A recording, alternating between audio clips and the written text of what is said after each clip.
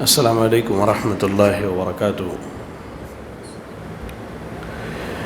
بسم اللہ الرحمن الرحیم وبہ نستعین، الصلاة والسلام علی رسولہ الکریم وعلی آلہ واصحابہ ومن تبعہم بإحسان الی یوم الدین، اما بعد۔ عن ابی ہریرہ رضی اللہ تعالی عنہ قال قال رسول اللہ صلی اللہ علیہ وسلم المؤمن القوی خیر واحب الی اللہ من المؤمن الضعیف وفی کل خیر احرص علی ما ينفعك واستعن باللہ ولا تعجز وإن أصابك شيء فلا تقل لو أني فعلت كان كذا وكذا ولكن قل قدر الله وما شاء فعل فإن لو تفتح عمل الشيطان رب اشرح لي صدري ويسر لي أمري واحلل عقدة من لساني يفقهوا قولي اللهم لا حول ولا قوة إلا بك۔ لائق صد احترام مصلیان کرام، ابھی میں نے آپ کے سامنے صحیح مسلم کی ایک حدیث کا مختصر سا حصہ پڑھا ہوں، جس میں اللہ کے نبی صلی اللہ علیہ وسلم نے بڑی بہترین بات کی۔ آپ نے ارشاد فرمایا کہ طاقتور مومن کمزور مومن کے بالمقابل اللہ کو زیادہ پسند ہے، اور اللہ نے دونوں میں خیر رکھا ہے۔ ان کاموں کی لالچ میں لگ جائیں جو آپ کو فائدہ پہنچانے والی ہیں، اور اللہ سے مدد طلب کیجیے، عاجز نہ ہو جائیے، اور یاد رکھیں کہ آپ کے ساتھ کوئی بھی ایسا معاملہ ہو جو آپ کی طبیعت کے خلاف ہو تو کبھی یہ نہ کہیے کہ اگر میں ایسا کرتا تو ویسا ہو جاتا، بلکہ یہ کہیے کہ اللہ نے تقدیر بنائی ہے اور اللہ جو چاہتا ہے وہی کرتا ہے۔ یہ اس حدیث کا معنی ہے جو میں نے آپ کے سامنے ابھی پڑھی ہے۔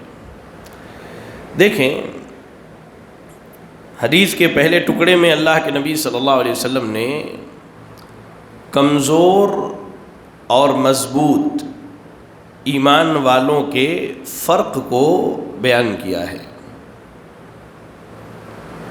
کہ جو مومن مضبوط ہے، طاقتور ہے، یہ مومن کمزور مومن سے اللہ کو زیادہ پسند ہے۔ اب یہاں ایک نقطہ سمجھیے، طاقتور مومن سے کیا مراد ہے؟ کہ صرف جسمانی طاقت ہو، توانا ہو، مضبوط ہو؟ نہیں۔ محدثین رحمہم اللہ فرماتے ہیں کہ اس سے مراد مضبوط ایمان والا مومن، اور آپ کو معلوم ہونا چاہیے کہ ہمارے ایمان ایک برابر نہیں ہے۔ سیدنا ابو بکر صدیق کا ایمان اور ہمارا ایمان برابر نہیں ہو سکتا ہے۔ ایمان بندے کی اخلاص اور اس کے عمل کے اعتبار سے گھٹتا بڑھتا رہتا ہے۔ تو ہم میں سے جن کا ایمان جتنا مضبوط ہو اللہ رب العالمین پر اور بقیہ ایمانیات پر، تو یہ آدمی اللہ کو اس آدمی کے بالمقابل زیادہ پسند ہے جس کا ایمان کمزور ہو۔ اللہ تعالیٰ محبت کرتا ہے مضبوط مومن سے۔ اور یاد رکھیں ایک چیز، طاقت جو ہوتی ہے یہ بڑی بہترین شے ہے۔ ایک تو ایمانی طاقت، دوسری چیز ہے آپ کو اللہ نے جسمانی طور پہ طاقت دیا ہے، تو آپ اس کمزور مومن سے بہتر ہیں۔ کیسے؟ آپ راتوں کو اٹھ کے تہجد کے قیام میں کھڑے ہو سکتے ہیں، آپ فرض نمازوں کے ساتھ سنن رواتب اور نوافل کی پابندی کر سکتے ہیں، آپ رمضان کے روزوں کے علاوہ نفل روزوں کا اہتمام کر سکتے ہیں۔ ایسے ہی مال کی طاقت اللہ نے دی ہے، یہ بھی بہت بہتر ہے، آپ اس مال کے ذریعہ کیا کیجئے، اپنے ایمان کی اصلاح کیجئے، وہ مال اللہ کے دین پر خرچ کیجئے، اللہ کی شریعت میں لگائیے، توحید کی ترویج و اشاعت میں لگائیے، یتیموں کی کفالت میں، بیواؤں کے دیکھ ریکھ میں، اللہ کے دین کو پھیلانے میں۔ تو بنیادی طور پر طاقت اور قوت بہت اچھی چیز ہے، کب؟ جب اس کا استعمال صحیح ہو۔ اب اللہ نے مال دے دیا، اس مال کے ذریعے لوگوں پر ظلم کر رہے ہیں ایمان والے، لوگوں پر ظلم کر رہے ہیں، تو وہ مال بہتر نہیں ہے، یہ مال کی طاقت بہتر نہیں ہے۔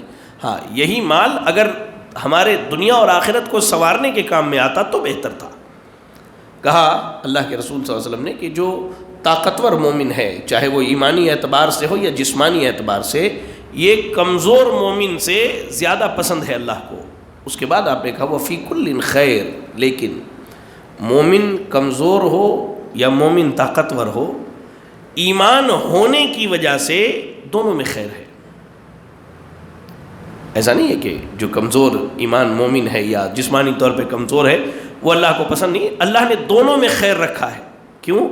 اس لیے کہ خیر کی جو بنیاد ہے ان دونوں کے پاس ہے، وہ ایمان ہے، ایمان باللہ، اللہ پر ایمان رکھنا، اور شرک نہیں کرتا۔ یہ سب سے بڑی چیز کیا ہے؟ یہ شرک نہیں کرتا۔ اس لیے یاد رکھیں کہ کمزور مومن کے بالمقابل اللہ مضبوط اور طاقتور مومن سے محبت کرتا ہے، اور دونوں میں اللہ نے خیر رکھی۔ اس کے بعد کہا احرص علی ما ینفعک، ان کاموں کی فکر کیجئے جو آپ کو فائدہ پہنچاتی ہیں۔ اب ہم جو یہاں بیٹھے ہیں لوگ، ہمیں سے ہر آدمی کو معلوم ہے کہ ہمارے فائدے اور نقصان کی چیزیں کیا ہیں۔ مثال کے طور پہ آپ سبزی منڈی جاتے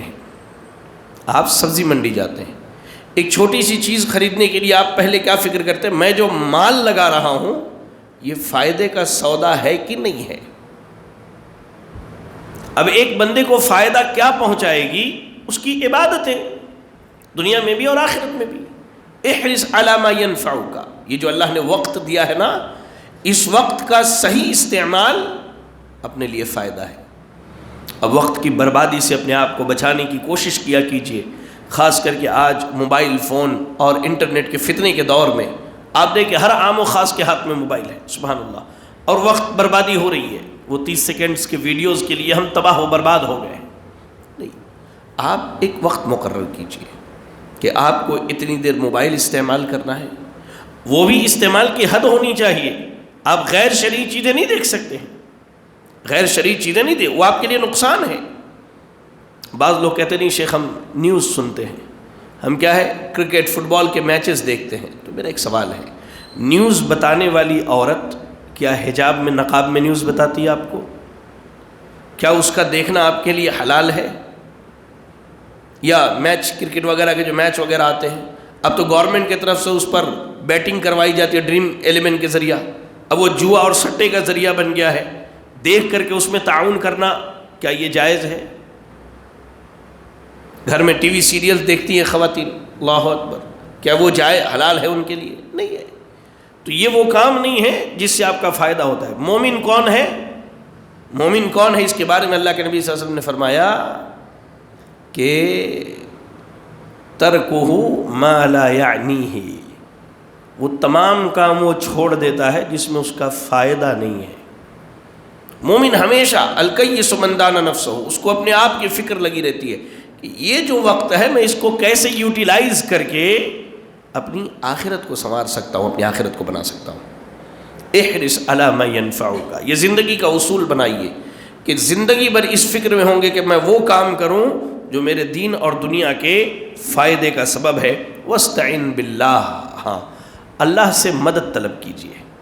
کوئی بھی کام کرتے ہیں تو کام اللہ کی بغیر توفیق اور اس کے مدد کے مکمل نہیں ہو سکتی ہے۔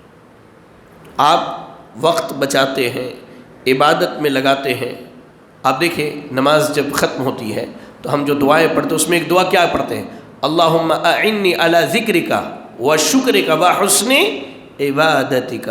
اللہ کے نبی پڑھتے تھے، اے اللہ مجھے اچھی عبادت، تیرے ذکر اور تیرے شکر کرنے کی توفیق دے، تو آپ زندگی میں کوئی بھی کام کریں تو ہماری ذمہ داری یہ ہے کہ ان کاموں میں اللہ سے مدد مانگے، ولا تعجز، اور کبھی عاجز نہ ہو جائیے، کبھی حیران و پریشان نہ ہوئیے۔ آپ دیکھیں آج ہمارے نوجوانوں میں ایک چلن ہے، موٹیویشنل اسپیکرز کو بہت زیادہ سنتے ہیں کہ نہیں شیخ ان کی بات سنیں تو تھوڑا سا موٹیویٹ ہوتے ہیں۔ قرآن سے بہتر موٹیویشن کہیں بھی نہیں ہے۔ چلے، ایک آدمی کی زندگی میں سب سے بڑی پریشانی کیا آ سکتی ہے؟ دنیاوی اعتبار سے اس کا تجارت ڈوب جائے، بالکل مالی نقصان ہو جائے، یا گھر میں کسی کی موت ہو جائے، یا وہ خود کسی بیماری میں پڑ جائے۔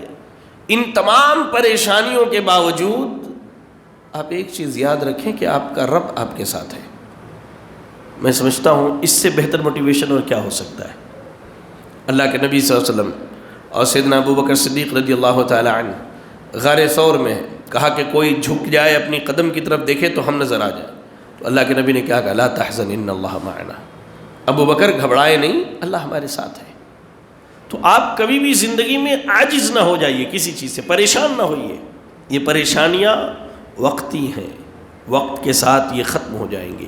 اور پریشانیاں آتی ہیں، کیوں آتی ہیں؟ ماشاءاللہ آپ لوگ سونے چاندی کے مارکیٹ کے قریب ہے، کچھ لوگ کام بھی کرنے والے ہیں۔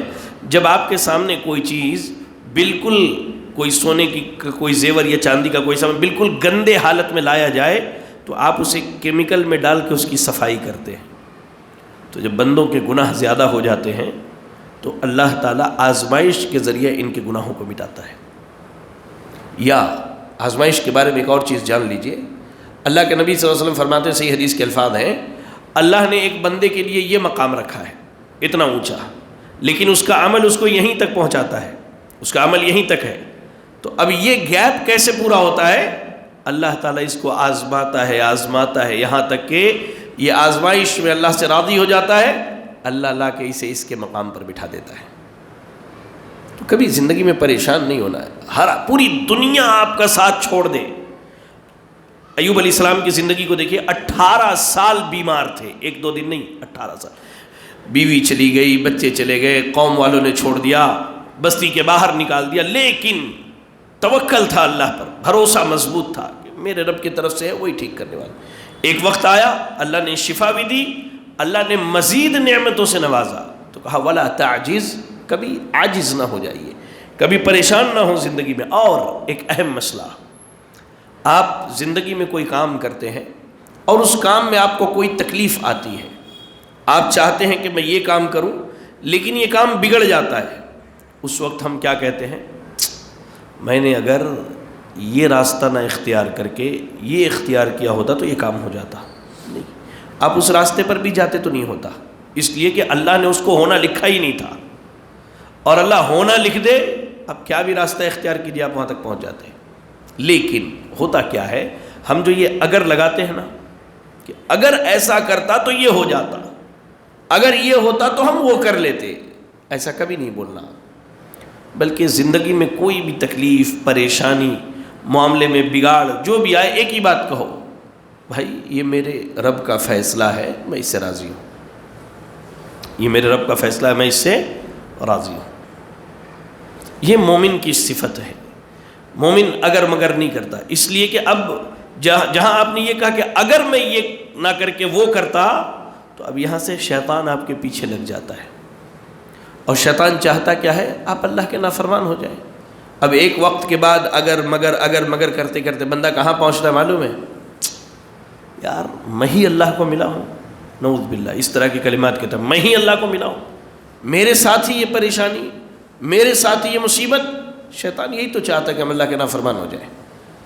تو زندگی میں کوئی بھی کام آپ اس میں فیلئر ہو جاتے ہیں، گھبرائیے نہیں، اگر مگر نہ کیجئے، راضی ہو جائیے کہ یہ میری تقدیر ہے، میرے رب نے لکھا ہے اور میں اس سے راضی ہوں۔ اور اس کے لیے اللہ کے نبی صلی اللہ علیہ وسلم نے کلمات سکھائے، قدر اللہ ما شاء وفعل، اللہ کی تقدیر ہے، اللہ نے جو چاہا وہ کیا، اور زندگی میں جو ملے اس سے راضی رہیے، وہی آپ کے حق میں بہتر ہے، جو ملے وہی آپ کے حق میں بہتر۔ آپ دیکھیں سورہ کہف کی تلاوت کرتے ہوں گے جمعہ کے دن، پڑھتے ہی نہیں پڑھتے سورہ کہف؟ کبھی اس کو ترجمے سے پڑھیے، اس میں کئی واقعات ہیں. ایک جگہ خضر علیہ السلام نے ایک چھوٹے بچے کو قتل کر دیا.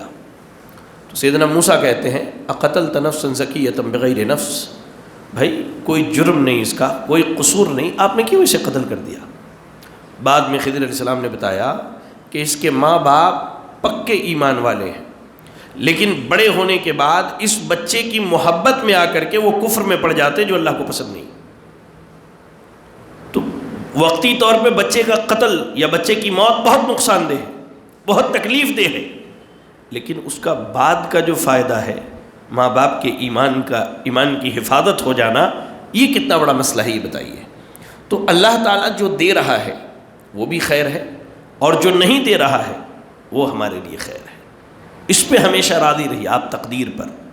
بات سمجھ میں آئی؟ کبھی یہ نہ کہے کہ اگر یہ کرتا تو وہ ہو جاتا، ایسا نہیں کر کے وہ کرنا تھا تو یہ معاملہ ہو جاتا. نا، یہ شیطان کے دروازے کو کھولتا ہے، یہ شیطانی عمل ہے. شیطان آپ کے پیچھے لگ جاتا ہے، پھر وہ آپ کو شرک، کفر، اللہ کے انکار کی طرف لے کر کے چلا جاتا ہے. چلے، یہ کچھ باتیں تھیں کہ مضبوط مومن ایمان کے اعتبار سے، جسم کے اعتبار سے کمزور مومن سے بہتر ہے، لیکن اللہ نے دونوں میں ایمان ہونے کی وجہ سے خیر رکھا ہے. ایسے ہی یاد رکھیں کہ وہ کام کریں جس میں آپ کا دینی فائدہ ہے، جس میں آپ کا دینی فائدہ ہے. ہاں، اس کا یہ معنی نہیں کہ آپ دنیا چھوڑ دیں. اللہ نے جو آپ کی قسمت میں دنیا لکھا ہے اسے کمائیے، لیکن کام وہ کیجئے جس سے آپ کا دینی فائدہ ہے. ہر کام میں اللہ سے مدد مانگیے، کبھی پریشان نہ ہو جائیں، عاجز نہ ہو جائیں. اور اگر کوئی کام بگڑ جائے تو کبھی یہ نہ کہیں کہ اگر ایسا کرتا تو شاید ویسا ہو جاتا، اس لیے کہ یہ اگر مگر شیطان کے دروازے کو کھولتا ہے. آپ جب بھی کوئی ایسی چیز پائیں جو آپ کی طبیعت کے خلاف ہے، کیا کہیں؟ قدر اللہ ما شاء وفعل. اللہ کی تقدیر ہے، اللہ نے تقدیر لکھی ہے، جو اللہ نے چاہا وہی کیا. انشاءاللہ اس میں خیر ہے. اللہ سے دعا ہے کہ اللہ رب العالمین ہمیں اور آپ کو کہی گئی باتوں پر عمل کرنے کی توفیق عطا فرمائے. اللہ تعالی ہمیں ایمان اور جسم ہر اعتبار سے مضبوط مومن بنا دے. اللہ تعالی ہمیں دنیا میں رہ کر آخرت کی تیاری کی توفیق عطا فرما دے. الہ العالمین تو ہمیں ہمارے وقت کی قدر کرنے کی توفیق عطا فرما دے. اللہ اس وقت کو تیری عبادت میں، تیرے دین کی ترویج و اشاعت میں، قرآن کی تلاوت میں، ذکر و اذکار میں، اور اپنے نفس اور اپنے اہل خانہ کی اصلاح میں صرف کرنے کی توفیق عطا فرما دے. آمین. الہ العالمین ہم میں جو پریشان حال ہیں اللہ ان کی پریشانیوں کو دور فرما دے. اللہ جو بیمار ہیں انہیں شفاء کاملہ عاجلہ عطا فرما دے. اللہ جو مقروض ہیں انہیں قرض کی ادائیگی کی توفیق عطا فرما دے. اللہ تو جب تک دنیا میں زندہ رکھ، دین اسلام پر زندہ رکھ، اور خاتمہ ہو ایمان اسلام کی حالت میں ہو. آمین. وآخر دعوانا ان الحمد للہ رب العالمین. جزاکم اللہ خیرا. السلام علیکم ورحمۃ اللہ وبرکاتہ.